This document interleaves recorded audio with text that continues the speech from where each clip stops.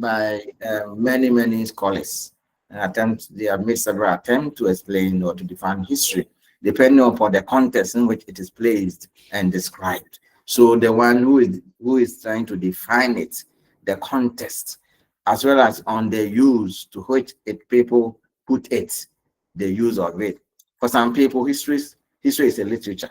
For others, history is a fact. So that's why they say that history is a fact, and therefore it is a science, something that cannot change. For some others too, they see history as delving in an archive, so as an exercise of, for others to interpretation of other of the sources, for some an art, for others a science, and so on and so forth. Okay, so these are some of the things how, and depends on the angle that you look at the whole thing. Okay, so for others, a revelation and a realization of the past. Yeah, so that is how others also see it. There is no universal accepted definition of history. There's no one single, in other words, there's no one single definition that everybody agrees. So you can also even define your own, and yeah, define history on your own. And so we think that you should also be able to come out with your own definition of history. And I know you can do that, can easily do that. So it is important to note that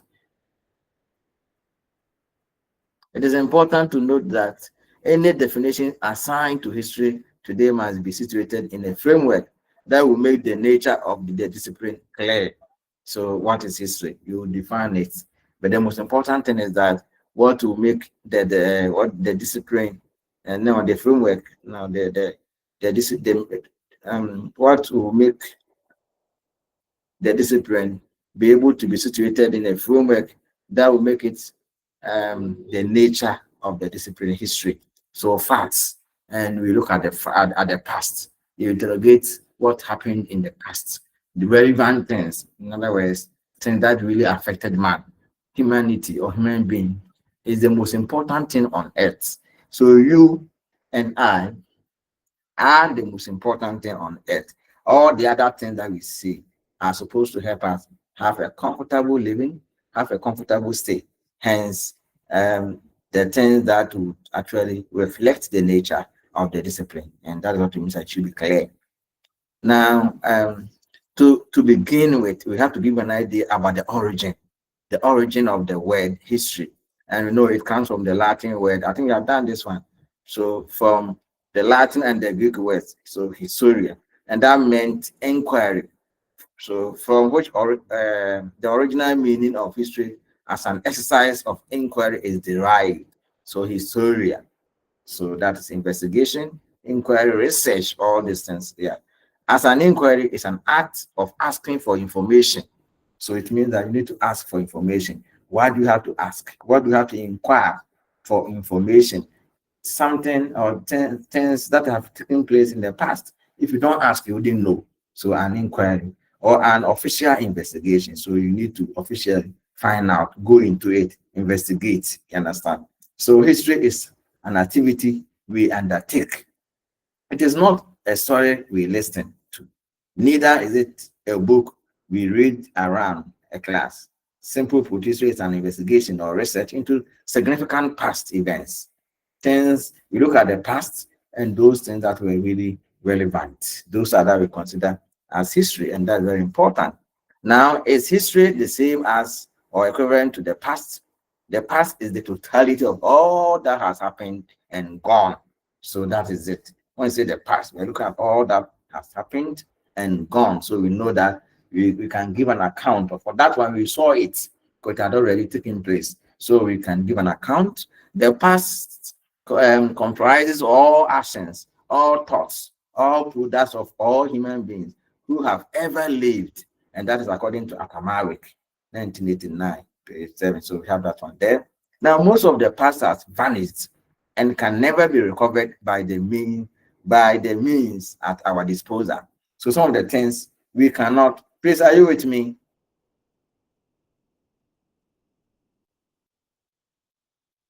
Yes, please. Okay, that's good. Yeah, so some of the things we cannot recover them because yeah, they cannot be recovered by means by the means at our disposal, out of the millions upon millions of the people who have lived on the surface of the earth, there are in fact some few millions of whom something is recorded and known. There are so many people who have ever lived, you cannot trace them. You can't know any, yeah, you can't have information about them because records are not available to talk about those people. And that's why we have other relevant disciplines that if you want to dwell on it to get to know some people in the far past, you can do so. Okay. So when you get resources to throw more light on it. History as what happened in the past. No single book or books can contain such history. No, no. Look at, yeah, so we are talking about so many millions ago. If you look at the accounts about the origin of man and where the Australopithecus or Australopithecines or Zinjanthropus boisei that we are talking about, so as the earliest human creature or the earliest human-like creature, then will give an idea about no single book or books can contain such history. If we say that we are going to document, all right, everything. So the whole of our historical knowledge is proportionately less than a fraction of the totality of human thoughts and actions. So we can't document everything. If we say you're going to document it, you cannot even do that.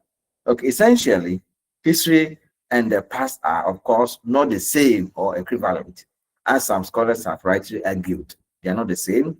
The past does not concern itself with history, but history concerns itself with the past. Take note of that. The past, we want to dichotomize between the past and history. We are saying that the past does not concern itself with history, but history concerns itself with the past. The past is so broad that history cannot reconstruct the whole of the past. No, history cannot write. You cannot write everything that happened in the past. You cannot. You can't. Even if you are going to write 100 years history alone, 100 years history, centenary history, you see that you sweat. It's not easy. Even that you cannot write everything that happened. Even if all evidence of it were available, that will bring it to you right. Still, we cannot. You can't write everything that happened in the past. We can never know with certainty what the past was like. You can't know, sure, can't be sure to know exactly what the past was. It's difficult.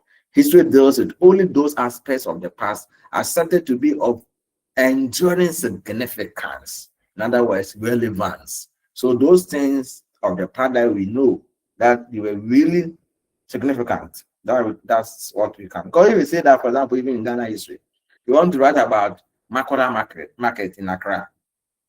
Yeah. So can you write Makora market in Accra? And whatever is happening there, the women, the market women and all those who come there, you cannot write. But so the relevant and the enduring were significant. That is what is remembered and where possible recorded and handed down. That is what we can have it. And that's what we mean by enduring and enduring significance. That's only a minute fraction of the whole of the past can ever be known. That's only those events which had societal significance or impact form the focal point of the historian's interest, inquiry, and documentation. That's why we say that we write it from a point of view or perspective. What you feel that is good, those that are relevant to you. Okay. Now, so by virtue of this, history is in the main a subset of the past. In other words, what happened in the past. It is a representation of the past in concepts. So Mrs. says that the magnitude of this subset cannot, however, be adequately measured.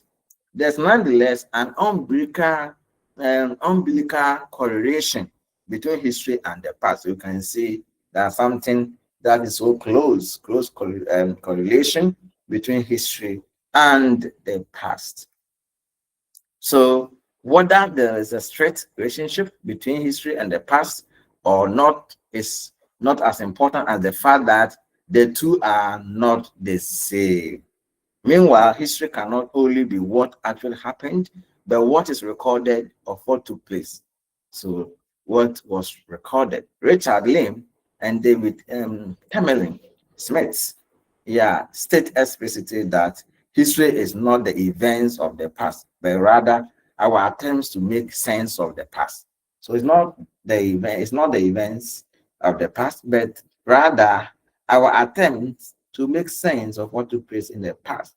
This notion of history refers to the inquiry and research undertaken by historians into certain topics, such as the origins of people. So, ethnic groups, for example, even in Ghana here, where did they originate from? So, the origins of people, the rise of nation states. Now, how did nation states rise? You need to look at that. The origins. Where did they come from? So, if I may even ask you here, that tell us where you originated from, so that I said that you came from different places. So origins, implementation, and effects of Ghana's 1969 aliens, compliance order, etc. Okay. Now, in this perspective, history makes the coherence of what happened comprehensible by reducing events to a dramatic pattern and seeing them in a simple form. You engineer the knowledge together. So, therefore, we say that this then takes us to the view that history is the record of the significant developments that happened in the past. So, on this note, you can say that if you are going following this trajectory, then we say that history is the record of the significant developments that happened in the past. However, before the record is produced, an inquiry must take place, and it is from this activity that the original meaning of history derives. So, historia, the original meaning of history as an inquiry. Any definition of history should reflect the original meaning associated with history. The term history, as used in contemporary English vocabulary, originally derived from the Greek word "itopia," which is translated as what? Historia in Latin. Okay. In its deeper sense, utopia or utopia meant any learning or knowing achieved through a vigorous and critical inquiry. So that's Cohen and Nagel, 1934, or in the inquiry itself. In essence, it meant the acquisition of knowledge through inquiry or research. Yeah, so now historia, the original meaning of history as an inquiry. Gerard A. Press, October 1977, emphasized that as historia meant knowledge, the person in pursuit of knowledge through inquiry or research was referred to as histor, which meant learned man, so histor, or someone who was known for a capacity to see clearly which of two conflicting accounts of an emotionally charged matter was correct. Accordingly, the verb historian, deriving from histor, was used during the Hellenistic age, that the age of Augustine, during the Hellenistic age, and that is the age of Augustine.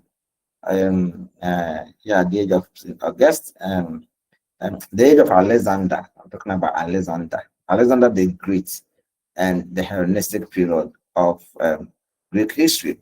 So the age of Alexander the Great, that is so 333 to 31 BCE, to indicate the activity, characteristic of the history. That is finding out the correct account in a case where the matter concerned was both disputed and emotionally charged. So after Herodotus, so is there a question up to this point?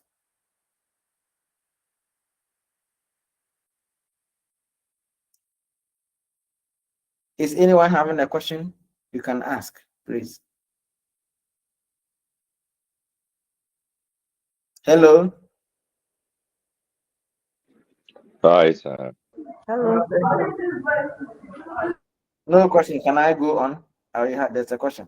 Yes, And, please, you and can continue. okay, but let me ask you, if you don't want me to, you want to, I don't want to, you don't want to ask me a question. I will ask you a simple question. I'm having here Herodotus. So who is Herodotus? Herodotus, who is? Yeah, I want to know something about Herodotus. Who It's a is? matter of history. Yeah, the father of history, and he's a Greek historian. So after Herodotus, that is 484 to 430 slash 420 BCE, published his account of the Persian Wars under the title Historia. So we've called it Herodotus Historia, history. However, the term came to indicate the results of such inquiry, either written or not. Now, Atamaric, I've already mentioned his name, uses the term history in 5 senses and distinguishes history as an inquiry from history as an interpretation or interpretations produced by this activity.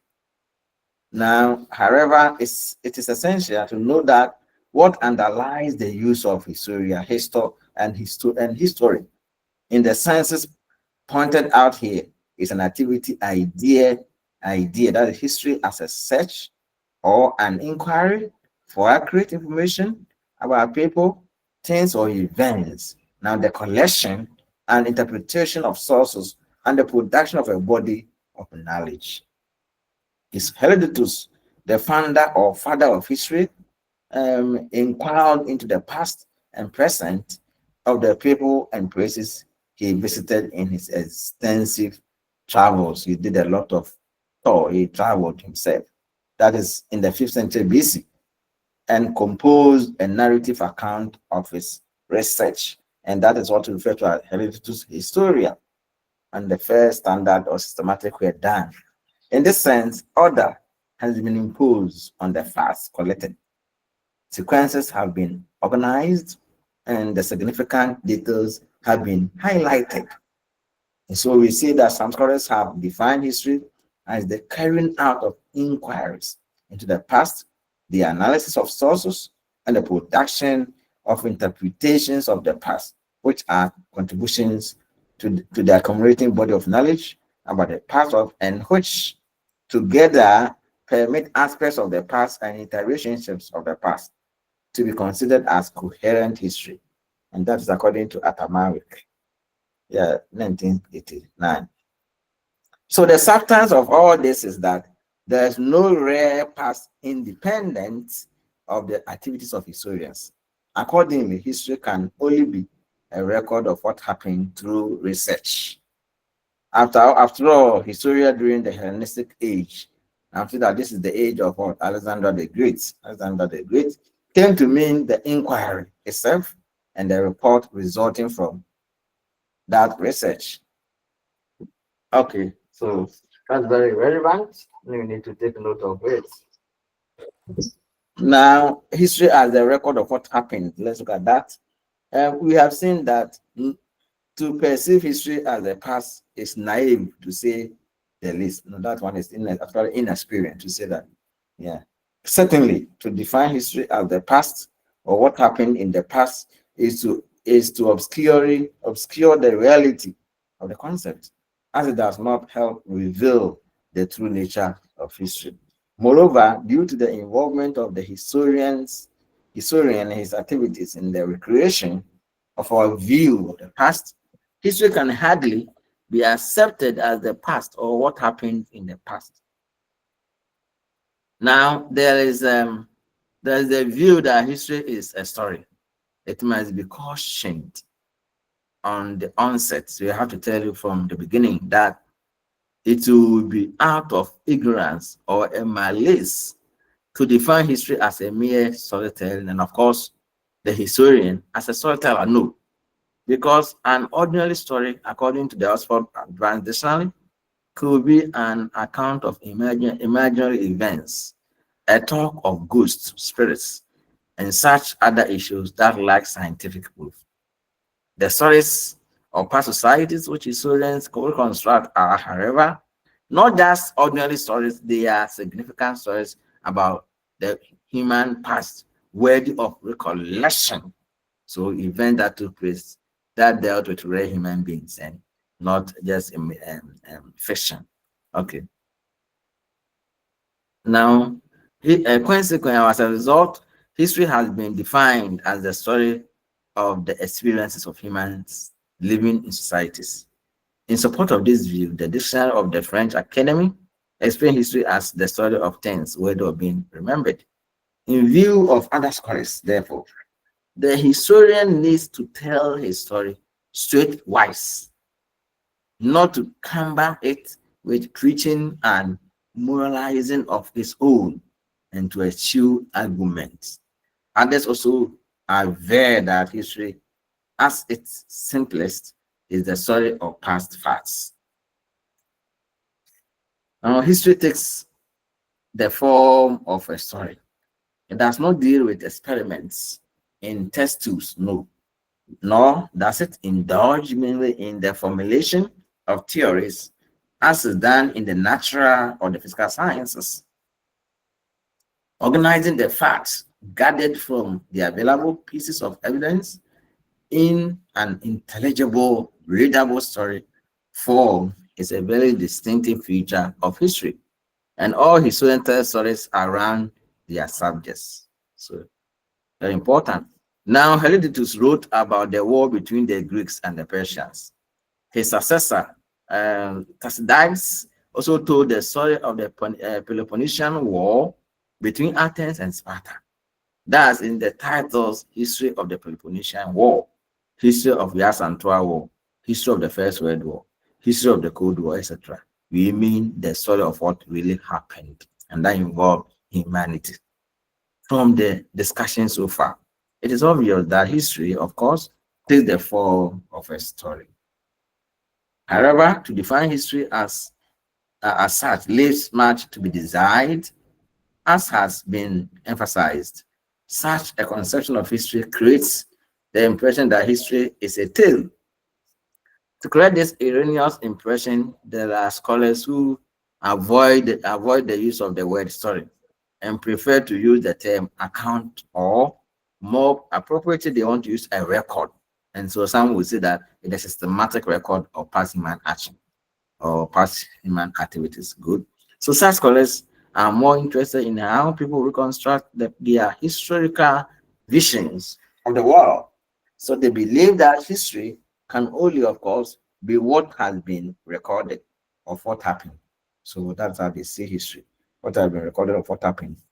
Okay, so Apadura, the great Indian political scientist, in his classic work, The Substance of Politics, explains history as a record of past events and movements, their causes and interrelations.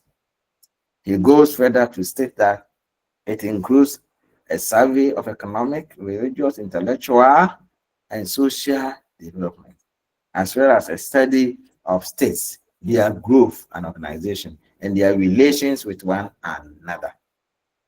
In this sense, the historian carries out a thorough inquiry into all aspects of the lives of past generations and uses the knowledge acquired. So the knowledge that you acquire from diving into the past as a tool to explain present and future developments.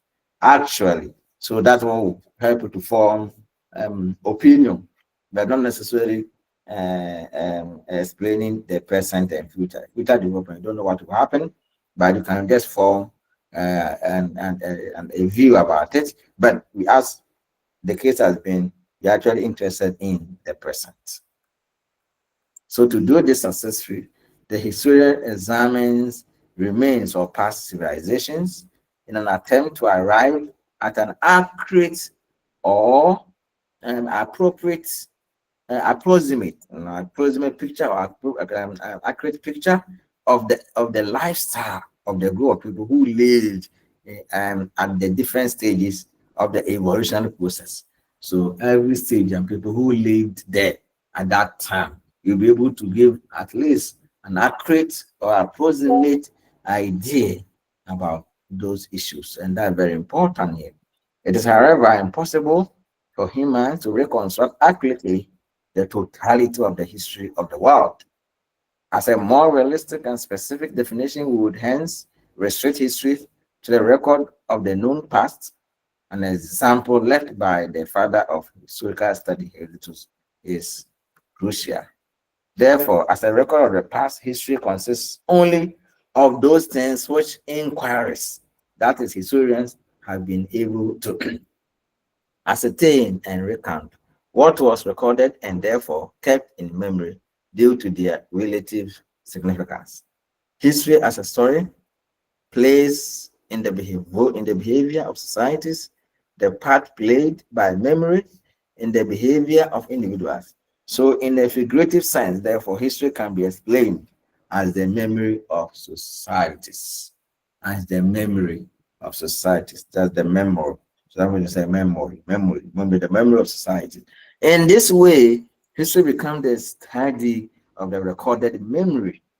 And so history of memory. So you have a memory of someone. So history of memory, recorded memory of the significant human activities and events in the past. That means that those that really affected man, that we record it for those there for generations to be conversant of things that really took place or that affected humanity. So the new Encyclopedia Britannica 2003 defines history as the discipline that studies the chronological record of events. So when you say chronology, you're talking about the event that follows. So first, this first to happen, second to happen, to give the chronological what happened first, what followed, and so on and so forth. Chronological records of events as affecting a nation or people based on a critical examination of source material. So we do an in-depth scrutiny, critical analysis of such materials, and usually presenting an explanation of the causes of such events. Okay. So Williams Smiley, the editor of Britannica's first edition, that is 1768 to 1771, in an article entitled Times and Places, advances that it must be noted, however, that the use of the terms account and record does not make history as a story. Rather, it adds history in general and signifies an account of some remarkable facts which have happened in the world, arranged in the true order in which they actually took place, together with the causes to which they were owing and the different effects they have produced as far as can be discovered. As far as can be discovered. And so these definitions attempt to put history in a time frame, making history a dynamic continuum of events, something that changes. So we are talking about the changes, and that will have to do with the analysis. Dynamic continuum of events.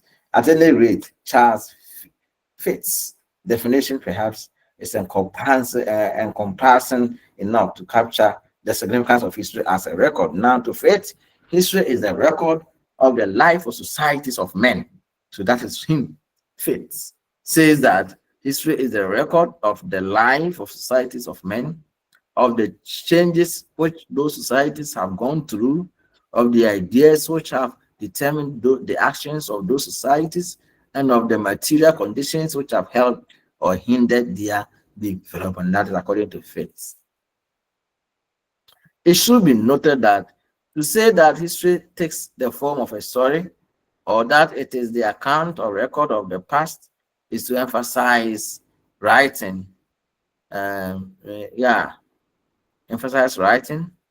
Thought stories, accounts, or records are not always in written form. Yet, to some people, particularly those trained in Western culture, they're talking about the Western world societies, there is no history without written records. And hence, history to such people is and must always be a written record of the past. And so, history, that brings us to history as a written record of the past. Now, Mortimer Adler and William Gorman observed that history has two sides, objective and subjective. Take note of this. To them, history has two sides of it. That is objective part and subjective part. Now, the objective represents, or when you say the objective, what does it mean? It represents what has happened as objective, whereas the subjective stands for the record of what has happened. So now what has happened is the objective. But then the subjective is what? The record of what has happened, because that one they're going to do recording it, you add your own personal interpretation to it and it becomes subjective. But the objective is what happened, that the fact that you have. Okay. Now they maintain that the union of the two sides, that is objective and subjective, or definitions, is of higher order, since in this sense, history, as Friedrich Hegel observed, refers to that refers to that which has happened, as well as to the record of it. Yeah, as well as to the record of it. Okay, yeah.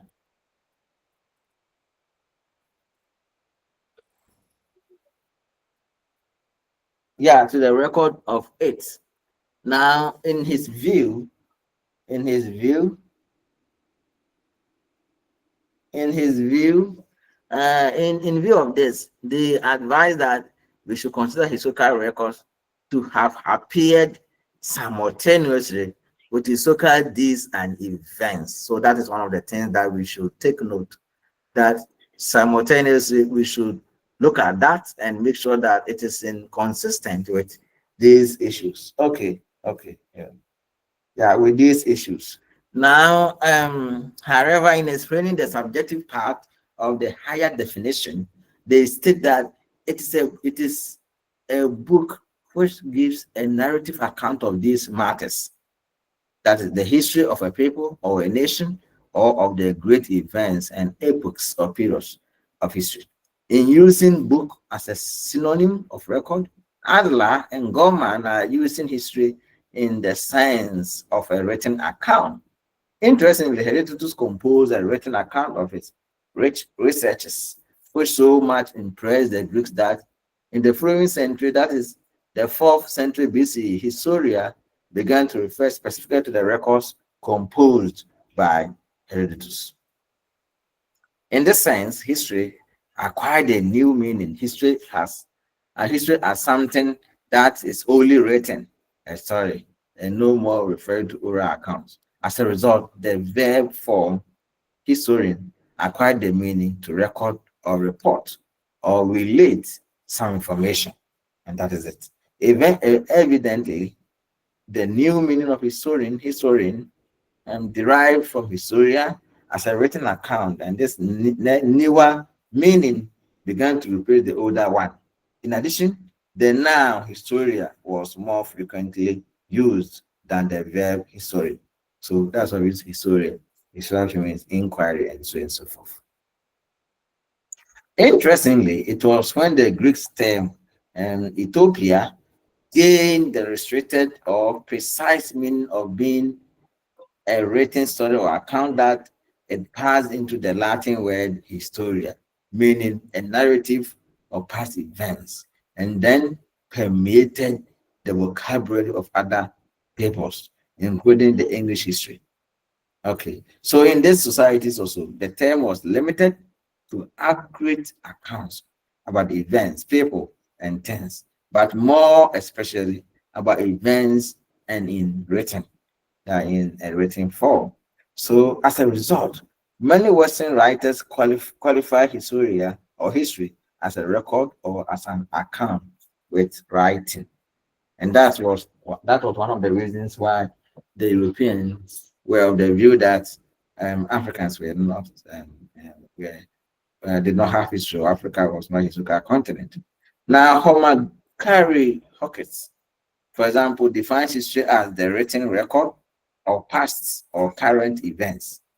Hawkins surprisingly distinguished between the historian proper and the scientists who studied the period before the invention of writing, whilst appreciating that prehistoric writings are history, however, in the minimum sense, as is obvious in his tone.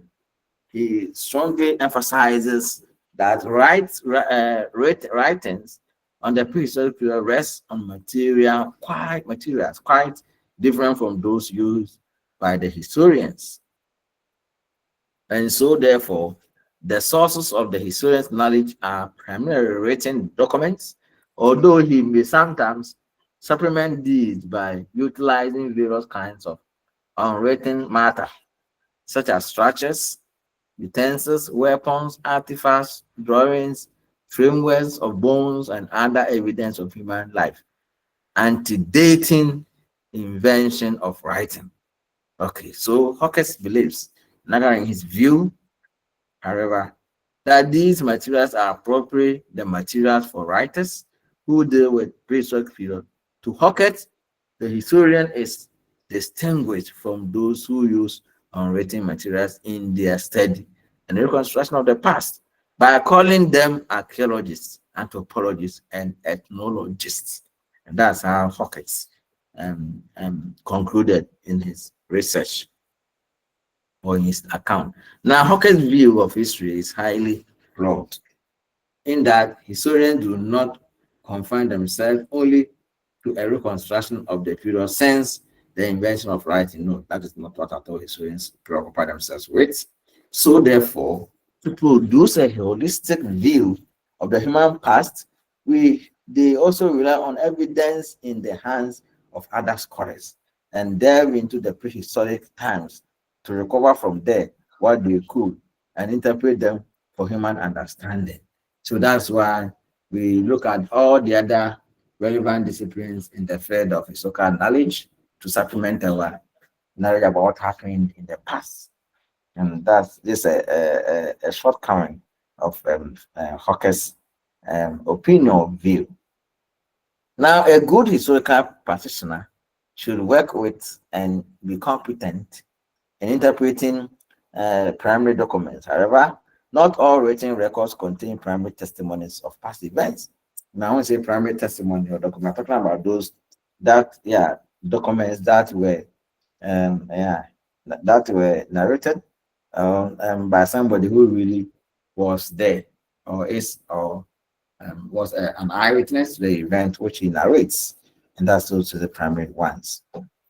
Okay, so that's very important. Not all written records contain primary testimonies of past events. Again, they constitute only one and a relatively insignificant percentage of the sources of historical reconstruction of the past. So the British historian E.H. Carr, was a British historian, E.H. Carr, take note. In his work entitled What is History? The British historian defines history as a continuous process of interaction between the historian and his facts, or an unending dialogue between the present and the past. That's what this British historian E.H. Carr says. History is a continuous process of interaction between the historian and his facts, or an unending dialogue. In other words, a kind of conversation that should never cease. So between the present and the past. So because we study the past to understand the present. So in order to understand the present, then there should be a kind of dialogue that should never end between the present and the past. We need to interrogate the past to know what really happened. Now, W.H. Boston states that history is a study of the origins and evolution or development of the present with a view to understanding how the most important things in the past directly contributed to shape the present. So, M.I.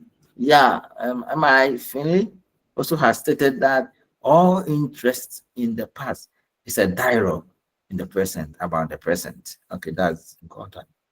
And therefore, it is clear from this statement that the dialogue between the past and the present is merely for the benefit of the present, going into the past to help understand the present. And that is the most important reason for studying history, is to understand the present. Now, what is happening now, not tomorrow. No, tomorrow we are not interested in tomorrow, that's the future. But we're actually interested in what is currently happening. Are you with me, please? Yes, sir. Okay, and that Yes, is sir. the most important. Yes, Doc. Understanding the present is what is actually very significant here. Now, this conception of history indicates that the study of the past is basically an analysis of the past. So to study the past means you need to do an analysis of the past in order that we may understand the present.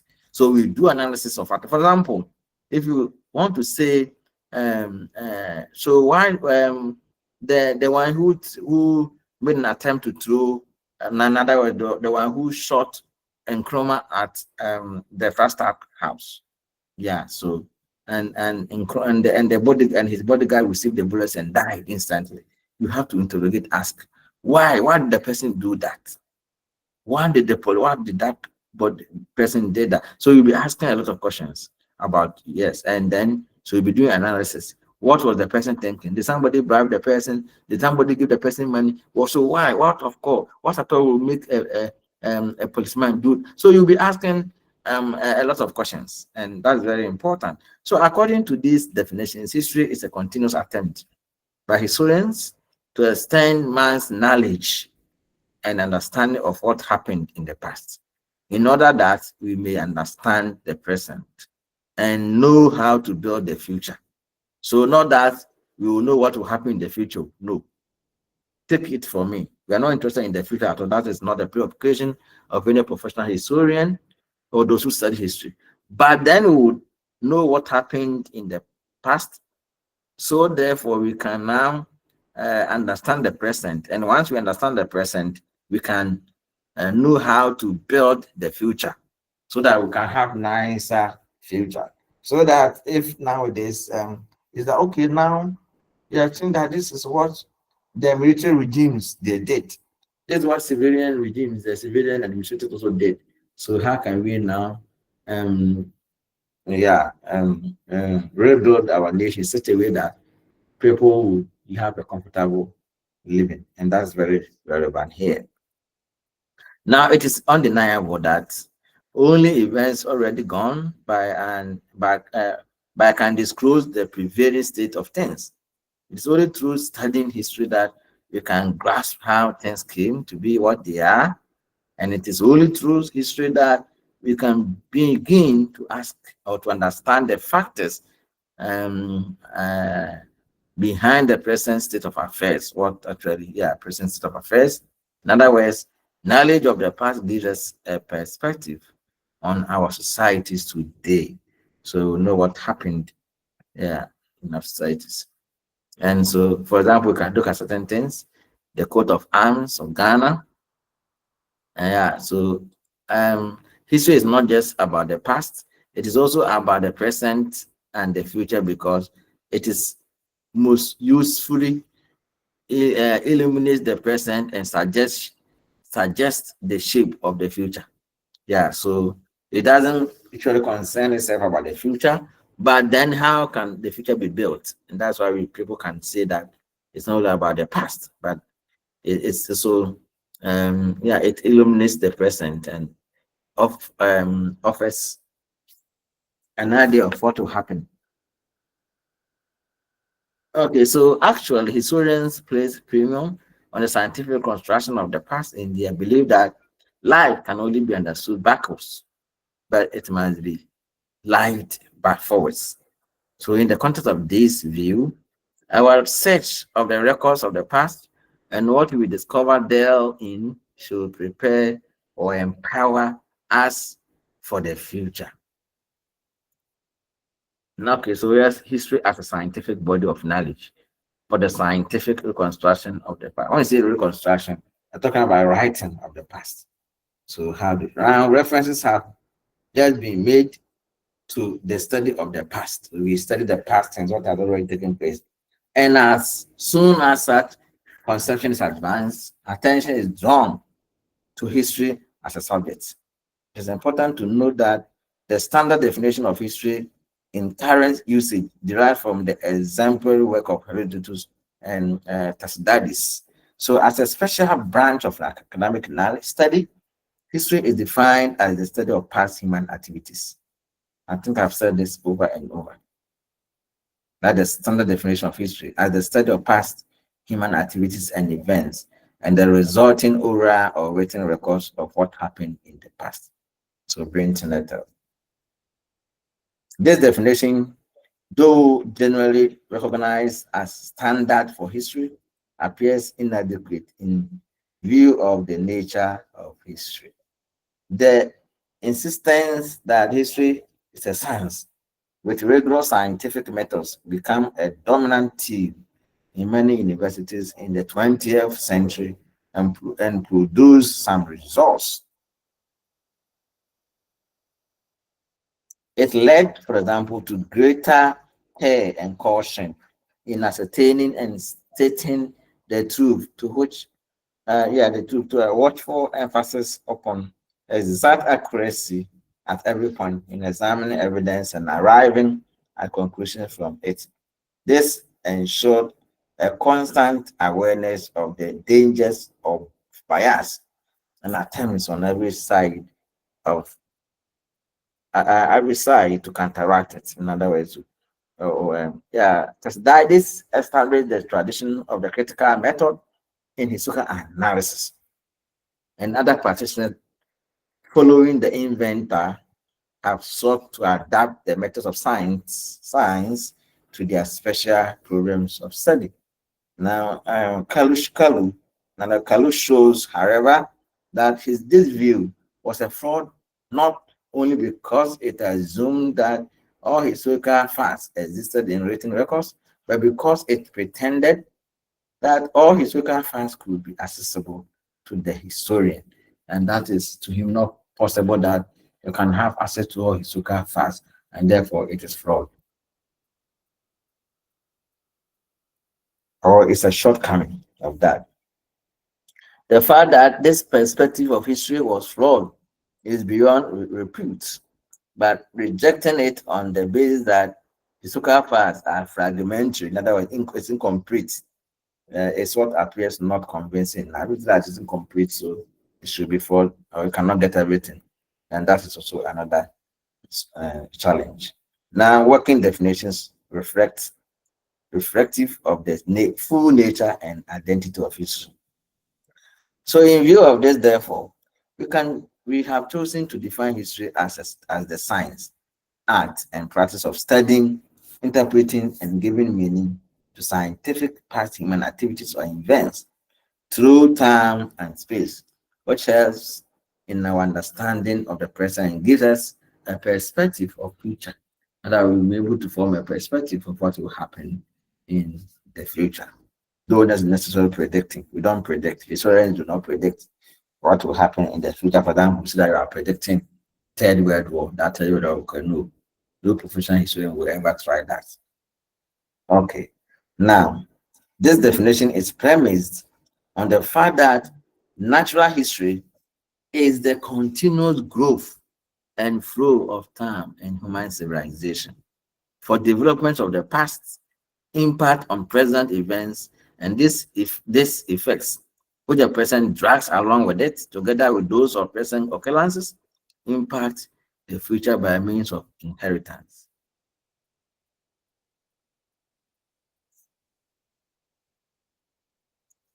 In its broadest ideological context, history, we may define history as the philosophical study of the reconstruction of the past to find solution to the greatest problem of where humans originated from, where we are now, and where our likely destination is.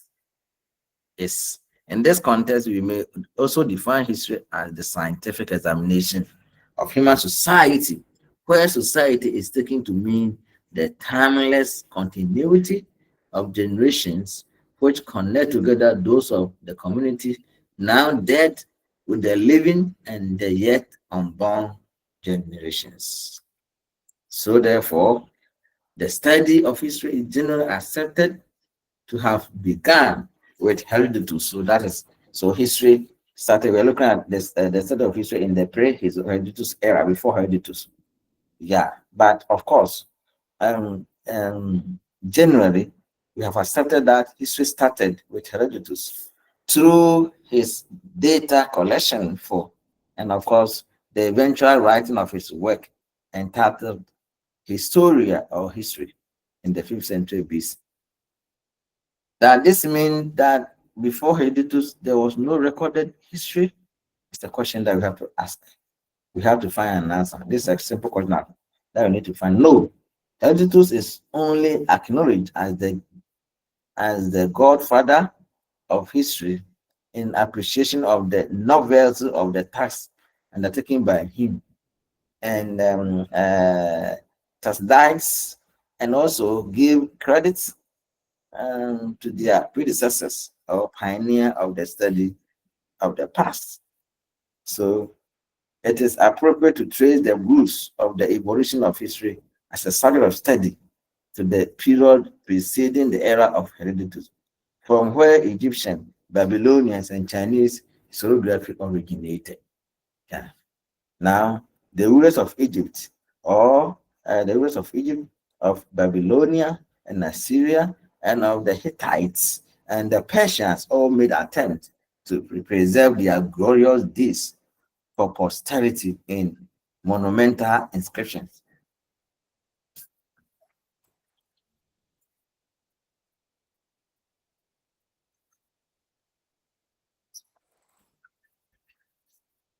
Okay, yeah. So the most important ones also accumulated large archives of ordinary administrative documents and records, especially commemorating their achievements.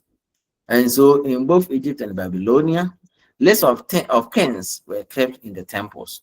And these were sometimes supplemented by brief annals recording the principal events, though the hatred felt by certain rulers for their predecessors led to periodic destruction of older material.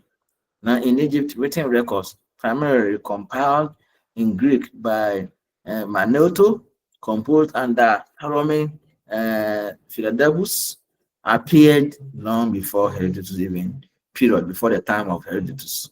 Certain fragments of much older indigenous Egyptian annals were also available or evident. The so-called Turin papyrus were written about 1300 BC, while the Palermo stone was inscribed some 1400 years ago. Okay, so earlier, and according to Chilo. In Babylonia, written records which were inscribed in cuneiform, that Babylonia in Mesopotamia. So those that were written in cuneiform characters on tablets of baked clay together with the Greek compilation of indigenous tradition composed by Besorus also appeared long before the time of Herodotus. And there are now several tablets drawn up in the latter half of the third millennia or millennium BC that purport to give a list of the cities that from time to time attain hegemony with the names and reigns of their rulers. We have all these things there. Actually, apart from changes in literary style, there was surprisingly little development over a period of more than 1,000 years in all these type of commemorative records. Yeah, so ancient China also supplied itself with historians and historical writings from early times. The Chinese in the 8th century BC, for example, produced the spring and autumn annals, though it covered the entire year. This was a day-to-day record of events that happened. Now, this work was, however, preceded by a collection of notable sayings, and that's important sayings and moral injunctions to officials. That is called the Book of Documents, us Book of History. Now, this earlier record was a more poetic and an attractive work.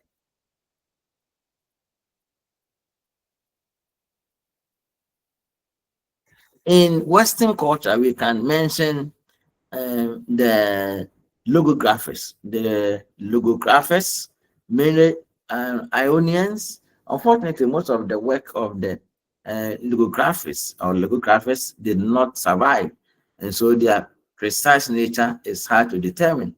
What is certain, however, is that this work seems to have fallen into several distinct categories. You have them. So ethnographical treatise, not only ethnography, the word that study present day social institutions and all those things. Treatise, and we have geographical works, we have motographical works, local histories, chronological treatises, and so on and so forth. Now, Homer, you have heard of Homer and the account of Homer about the Trojan War. Homer's account of the Trojan War, a much richer, more highly organized piece of legendary history, more popular with most people.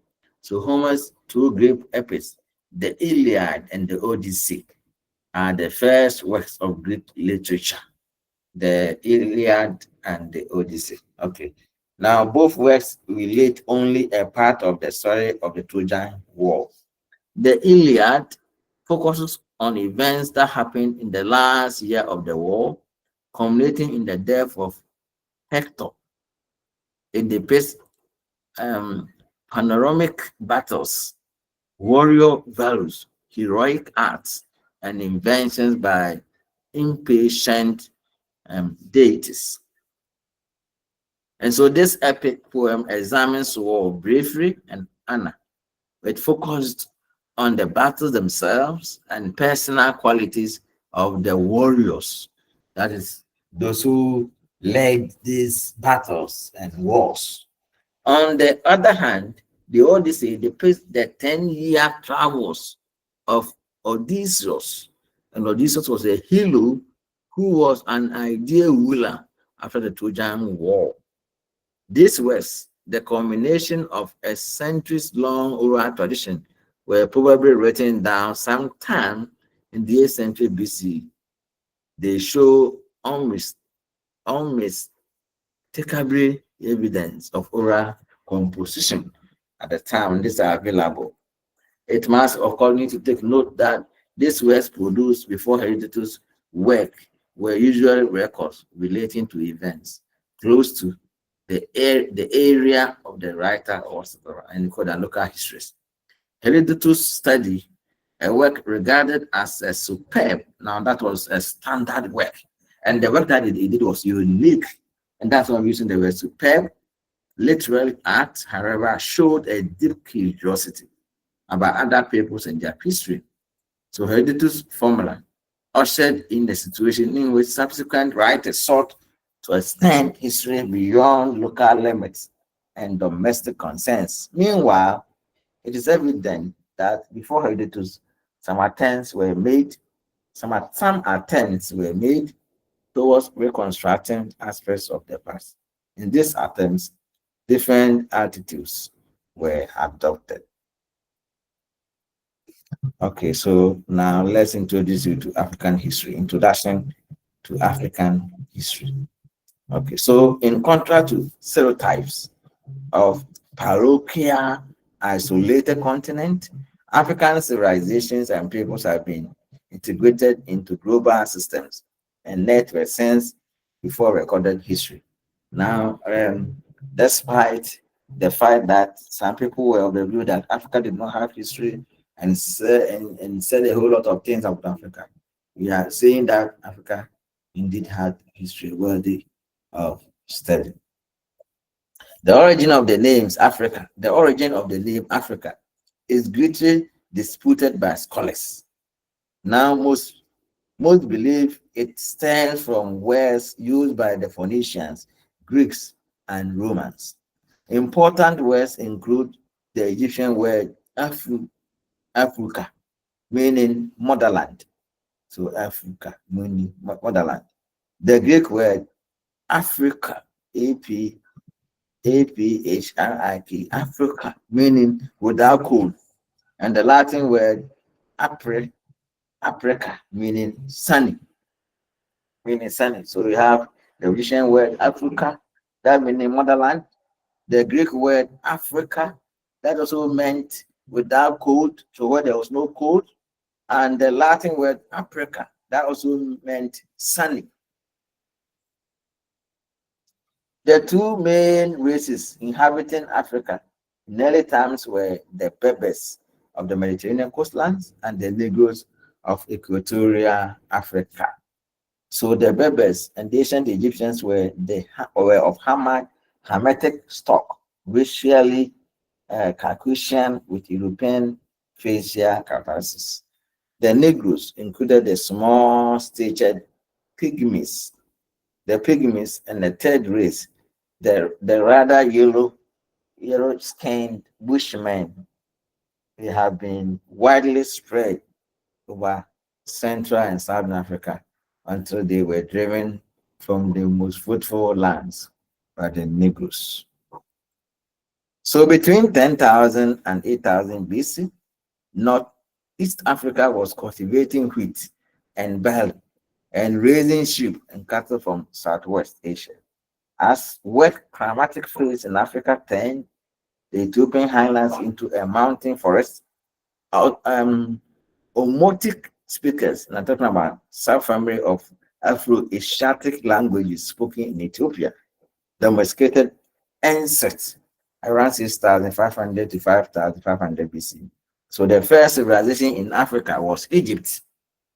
The first civilization, that is also the cradle of civilization. The first civilization in Africa was Egypt, and it was accelerated by the river Nile, the presence of the Nile, which provided the Egyptians with water for farming grains. So in 3100, King Menes, also known as Nama,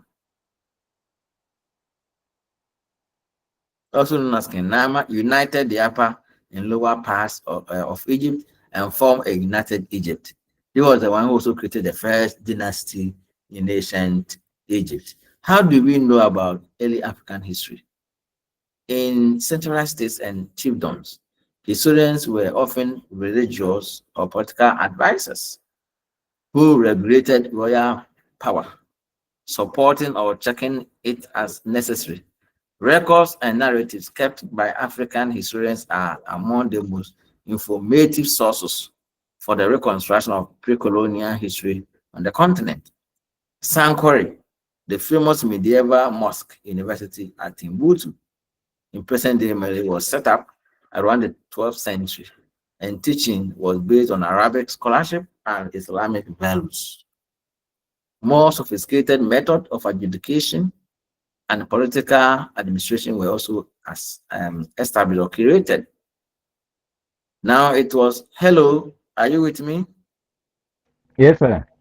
Yes, Good. God, we are with you. Yes, please. Yes, please. Yeah, so that was also very important. Now, of course, it was initially a mosque built by Mansa Musa in the year 1327. By the end of Mansa Musa's reign, that is by early 14th century age, Stanley University had been converted into a fully staffed Islamic school. That's a university with the largest collections of books in Africa since the Library of Alexandria.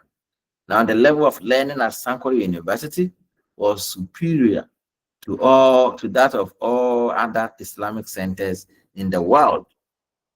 And it produced two great historians. So find the names of these two great historians. So the importance of the study of African history. Why do we have to study African history? Then we draw our curtain down for today's class. Why do we have to study African history? One, we study African history to discover the past of our ancestors. Our forefathers not to know their past, what they did, and that's why we study. So researchers such as Dr. and Mrs. Leakey have proved that Africa was the original home of man, or the Homo sapiens or sapiens, and hence Africa is the origin of man. Man evolved in Africa. Okay, two, we study African history in order to correct erroneous impression or wrong or misconceptions about Africa. The study of African history would enable the historian to correct the misconception that Africa had no history before the coming of the Europeans. The Europeans held that misconception that Africans could not keep records largely because they were illiterate. They could neither read nor write, and that is wrong. I need to prove them. Third reason why we should study African history is that we'll be able to acquire knowledge, or acquisition of knowledge about African traditions. We need to be conversant. We need to be well versed in African traditions. So I think that each of you Yeah, each of you is conversant with their own traditions. So about African traditions, African culture. If you don't know your culture, if you don't know the food you eat, if you don't know the clothes that you wear, the dress, and if you don't know your language, and if you don't know your dance and all that, so we should be conversant with all this and values. Yeah. So again, to dispel the notion of high superiority, so that we know that the Europeans, after all, they are not superior. We are all the same. And maybe Africans are better.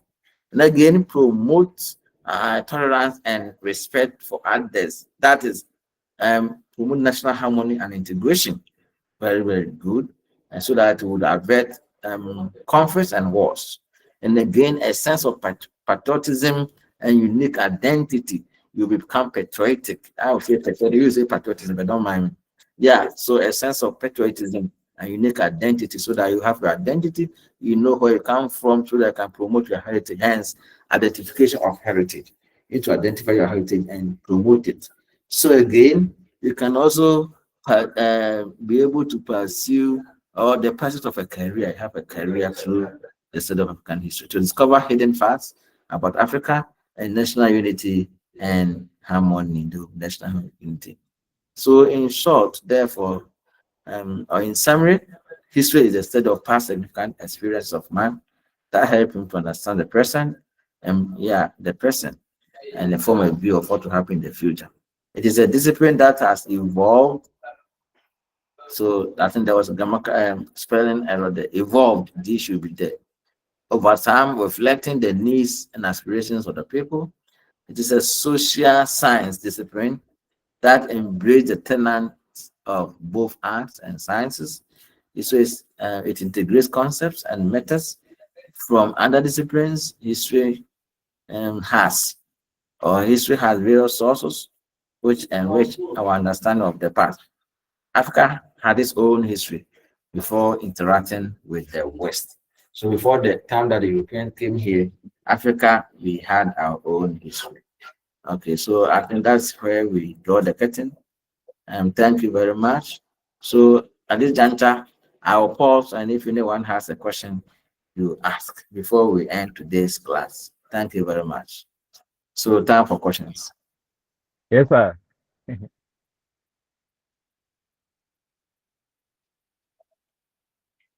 Yes.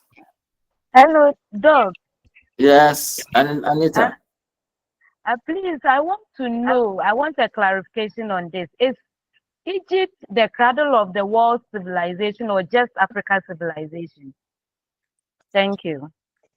It's Egypt, the kind of world civilization of you see that Egypt is the because you know that Africa is the origin of man. So man is created in Africa. That's why I say that Africa is where man evolved. And it is from Africa that man spread to other parts of the continent. So if that is the situation, we say that Egypt, the first civilization to emerge in Africa. And if that's the situation, then by the time that Egypt was highly civilized, where were the other European nations? No, because it was in Africa that man moved to other parts of the continent. So Egypt is the cradle of civilization, where civilization started, not only in Africa, but in the world as well. Thank you so much. Well understood. Okay, so I saw it is go on. Yes, sir. Listen, this Mansa Musa. Mm-hmm. You know, I've been hearing it, but I thought it was just a myth. It was something like mythology that people talk about it, not knowing that he actually was a real human being who lived on Earth here. Yeah, Mansa Musa, yes, as you have rightly pointed out, yeah, the historical figure. Yeah, he was a ruler of Mali. And Mali, when we talk of the classical West African civilizations, we follow chronologically Ghana, Asian Ghana, or the first to rise to prominent. When it fell, then Mali also eclipsed it. In other words, it also took over. And Mansa Musa was a ruler of Mali after after, say we can say that after Sundiata, the next important person to do Mali was Mansa Musa. And Mansa Musa was a very good ruler but we remember him for his lavish, yes, riches, extravagant pilgrimage that he made to Mecca. And it was said that on his pilgrimage to Mecca, everywhere that he stopped on Friday to say the Friday congregation prayer, because he was a Muslim, he ordered for the construction of a magnificent mosque in that place. And so if it took him 2 years, let's say 2 years, on the pilgrimage, then you can see or even 1 year, let's say 1 year, you can see how many mosques that he built. Yeah. And when you go to Cairo in Egypt, Mansa Musa gave us so much gold, to the extent that the value of gold dwindled in Cairo in Egypt. Hey. And he gave us so much gold, in the form of charity to people. He does that to the extent that the value depreciated for 1 decade. That's a period of 10 years. The value of gold depreciated. On his return to Mali, or when he was coming back to Mali, he did not have any money on him just to go and borrow with high interest rates that he will pay back. So that's something we say that it is important that we need to study. But you see it on the face of that. Now, Mali, some people will also say that Mansa Musa did well, because when he returned from the pilgrimage, people said that which town, which place is Mali, that the king is so rich and that they are rich. So when Angelino Dorset drew the world map, he tried to locate that world map. Was called Mapamundi. When he drew the Mapamundi, he tried to locate Mali, and so Mali appeared. One of the merits or advantages of Mansa Musa's pilgrimage to Mecca was that Mali appeared for the first time in the world map, and people were of the view that since Mali appeared for the first time in the world map, that was advantage. And again, Mansa Musa brought Esa Haley, who was an architect there. He brought him from Egypt, and he came to transform the architectural design of Mali, because he was the one who built the great mosque that Mansa Musa erected, and other issues. But there are some people who also say, oh, look at it, even up to today, the people of Mali are suffering, and all can be blamed, all the blame can be put on Mansa Musa. So it's a debate where you can say that Mansa Musa's pilgrimage to Mecca was unnecessary and extravagant, discussed, and can take it from any leg that you want to interrogate. I've seen Joel's hand up. Can we hear Joel? Interesting. Joel, your hand is up. Can we hear you? Thank you very much, Doc. Please, Doc, I don't know whether I am lagging behind or that is the whole show. With regards to this course, then humbly, if there is a way you can share the slide with us after the lesson, so that in our leisure time we can also. Yeah, I will put it on the page immediately. Immediately I end the class. Sophia, do you have a question? Sophia, can you ask your question? Hello, Sophie. Sir, please, I don't have any question. Sir, no. Okay. But I saw someone who, Vincent, have you already asked your question? Please, Gideon. Okay, Gideon, can we hear you? Yes, I heard that the first puzzle that Dr. and Mrs. discovered, it was called Dr. and Mrs. Leakey. Leakey, yes, Dr. and Mrs. Leakey. The puzzle, the name is Xanthrotroiboisel. I don't know if it is true. The name is Xanthrotroiboisel. Xanthropus boisei. Now, boisei, that is another name for Australopithecines. So we have Australopithecus, and that is the singular and the Australopithecines, the plural, and that's the name that archaeologists give. But that is Xanthropus boisei. And yeah, so and they also have Afaransis and so forth. But these are some of the earliest human-like creatures that they discovered at Oduva Gorge in northern Tanzania, and that is why we see that man evolved in Africa. Africa is where man was created. That is the earliest evidence of human culture. Okay. Thank you very much. You're welcome. Yeah. Any other question before we end the class? We are in the Christmas season, but lectures must also go on. Sorry for yeah, I had urgent issue. That's why I couldn't join at the right time. So pardon me for that. And the time I joined, to most of you had left. So thank you very much. If you don't have any question, then I will leave you for you to enjoy the festive, the Xmas season. I will just say that so